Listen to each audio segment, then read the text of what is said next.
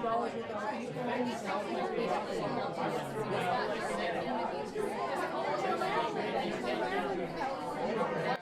alaikum warahmatullahi Walaikum wabarakatuh. salam. How's it going? Things are good, things are good. No questions from anybody, just something on my mind. Something that's been on my mind for a long time. Something that we have a big problem with all over the Muslim world. I thought it was like a Desi thing. It's not. It's all over the Muslim world. It's hitting women, dude. And justifying it from Quran. Because you know the ayah says, وَضْرِبُهُنَّ, and hit them. And so using that to say, well, you're obviously allowed to hit women. And when I started looking up this subject, I wasn't satisfied with stuff that I read. It just didn't add up. So I decided to keep on digging. Until a couple of years ago, I went to, I still remember, Professor Abdul Halim in Oxford. And I sat with him and I took my Quran questions to him, and this was one of them. Help me understand this ayah.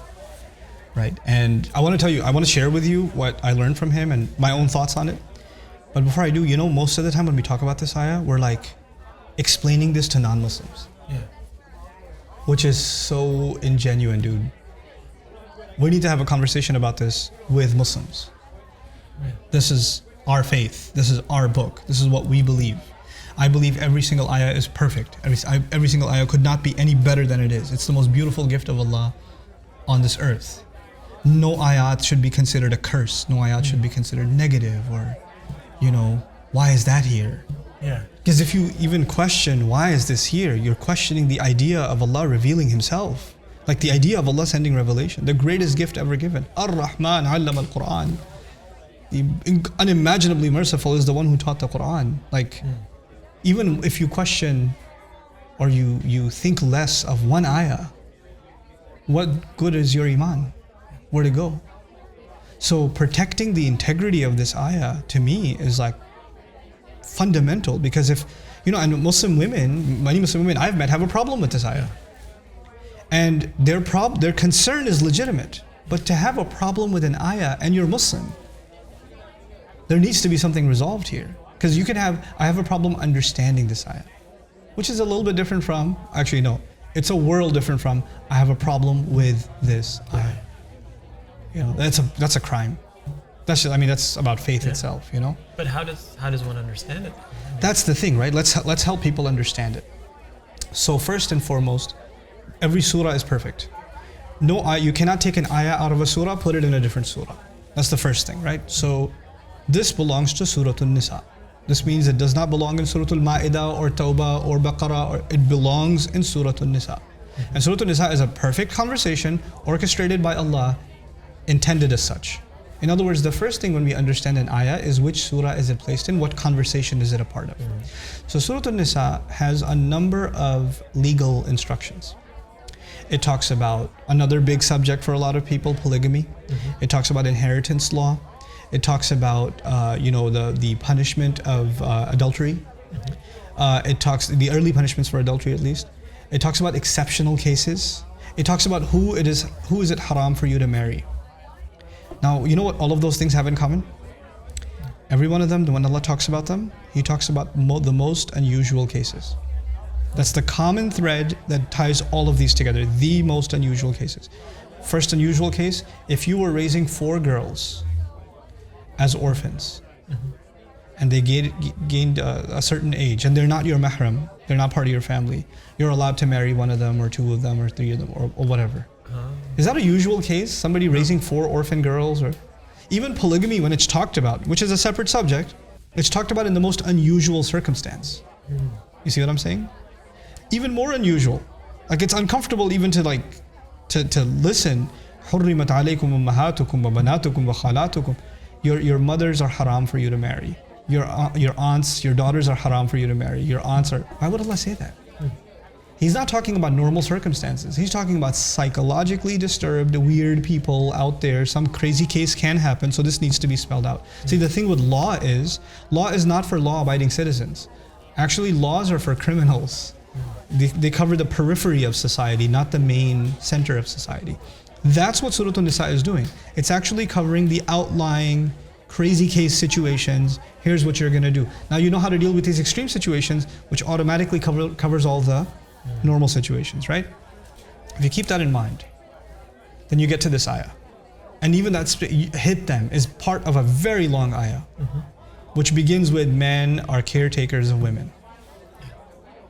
Now tell me, caretaker, qawwam, the same word shares a root with the name of Allah, qayyum. Allah is the caretaker of everything. Do you imagine Allah is caretaker hitting, striking? No. Is that part of His care? No. That's not the thought that comes in your mind when you think of taking care. It's already being negated as the ayah begins. And what are the authority in what sense? قَوَّامُونَ عَلَى النِّسَاءِ بِمَا فَضَّلَ اللَّهُ بَعْضَهُمْ عَلَى بَعْضٍ. Because Allah gave some preference over others. Allah did not say because Allah gave men preference over women. He could have said that, it's His words. He could have said بِمَا فَضَّلَ اللَّهُ الرِّجَالَ عَلَى النِّسَاءِ أو بِمَا فَضَّلَهُمُ اللَّهُ عَلَيْهِنَّ. He could have said it. Because Allah preferred men over. He said because Allah gave some preferences to some over others. In other words, women have certain things they have preference in. So Allah gave them certain benefits and men were given certain benefits. And in this case, men have been given the responsibility of maintaining women. Okay, fine. وَبِمَا أَنفَقُوا مِنْ أَمْوَالِهِمْ. And because of what they spend from their money. فَالصَّالِحَاتُ قَانِتَاتٌ حَافِظَاتٌ لِلْغَيْبِ بِمَا حَفِظَ اللَّهِ. Then good women are subservient to Allah. I'm adding to Allah because that's what qunut is used in the Quran. It's not subservient to their husbands.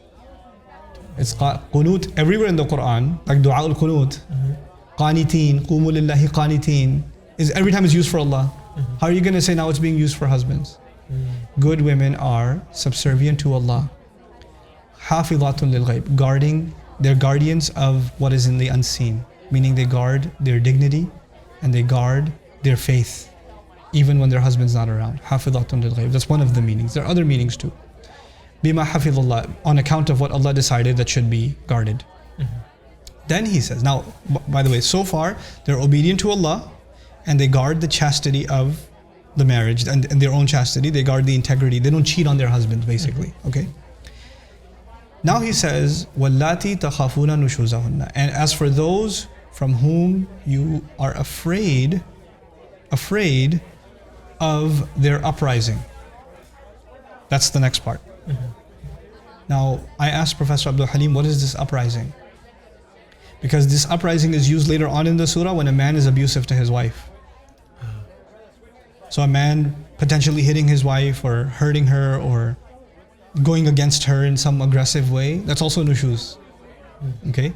وَإِنْ إِمْرَأَةٌ خَافَتْ مِنْ بَعْلِهَا نُشُوزًا. If a woman was afraid from her husband of an uprising, meaning some kind of outrageous behavior. The question though is, what is outrageous behavior for women?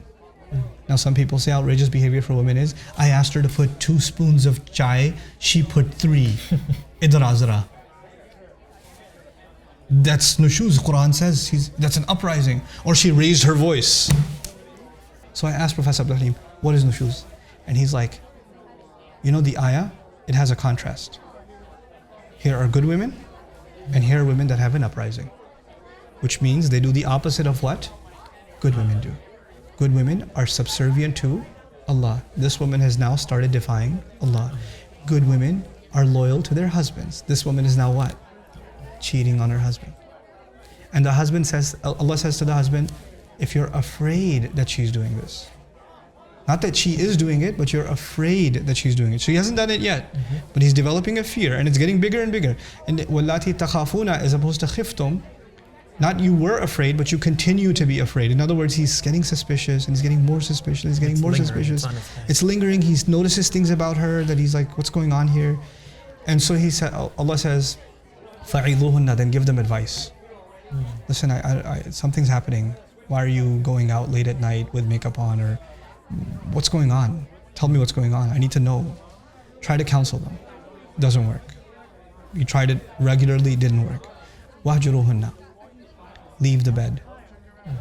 Abandon them. Fil madaji', in the beds. Don't sleep with them. You're disgusted by what you know is, the fear is growing. You haven't seen anything, but the fear is growing. It's gotten really, really bad. Now it gets to the worst case. The worst case is she's actually caught. And he sees her with another man. Something crazy. And he sees this and he loses his mind. And what does he do? He hits her. By the way, let's take Muslim out of this. Some dude, not even married, with his girlfriend, he sees another man. What did you do? Yeah. Is that a natural a girl would do it, a guy would do it? Yeah. Snaps. You snap. Now he hit her, or he pushed her, something he did, and he feels bad. Yeah. How could I have done that? Allah says, I'm giving you license in that crazy case. I'll let you get away with that one. If you look at by the way, when I discussed this, Professor Abdul Halim, right? Remarkable Quran scholar. He's the one sharing this with me, and I'm like, whoa, I ain't never heard that before. So that night, I had dinner with a bunch of scholars, traditional scholars. I'm not going to name them. I don't want to blast anybody. And I was the only dressed like a kafir and they're all traditionally dressed ulama, and so I was like, let's stir up some trouble around here. So I was studying the ayah about hitting women with Professor Abdul Halim this morning. And they're like, really? What did he say? And I shared this with them. And this is actually it's restricted only to a case of repeated and perpetual infidelity from a wife, and it drives the man nuts, and then he eventually ended up losing his cool. And Allah says, people get killed over this sort of thing, by the way. And by the way, hitting, then comes the sunnah. How much can you hit? How can you hit? The Prophet ﷺ, the sunnah will dictate that you can't actually hit hard ever. Yeah. You can't ever, hit in a way that even the skin would turn red and tap or whatever. That's a separate problem. But this is restricted to the craziest case. It's not the norm. It's not the norm. So I said that. That is not the norm. That is the exception. And to use that as a norm is a crime against the Quran. How'd it go? I'm expecting fireworks. Yeah. The senior guy among them, you know what he says? Makes sense. We believe that too. Oh, wow. And I was like, no. You do? He goes, of course. I was like, why don't you ever say it? I literally just called him out. I couldn't help myself. Why is this the first time I'm learning this? Yeah.